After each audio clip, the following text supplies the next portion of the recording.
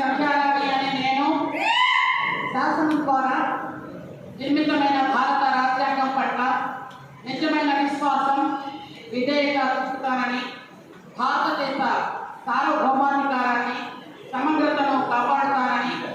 ఆంధ్రప్రదేశ్ రాష్ట్ర మంత్రిగా నా కర్తవ్యాలను శ్రద్ధతో, అంతఃకరణ శుద్ధితో నిర్వహిస్తానని, భయం కానీ, పక్షపాతం కానీ, రాగద్వేషాలు కానీ లేకుండా రాజ్యాంగాన్ని, శాసనాలను అనుసరించి ప్రజలందరినీ న్యాయం చేకూరుస్తానని దైవ సాక్షిగా ప్రమాణం చేస్తున్నాను. తుమ్మిడి సంధ్యారాణి అని నేను ఆంధ్రప్రదేశ్ రాష్ట్ర మంత్రిగా నా పరిశీలనకు వచ్చిన లేదా నాకు తెలియవచ్చిన ఏ విషయాన్ని, నా కర్తవ్యాలను సక్రమంగా నిర్వహించేందుకు అవసరమైన మేరకు తప్ప ప్రత్యక్షంగా కానీ పరోక్షంగా కానీ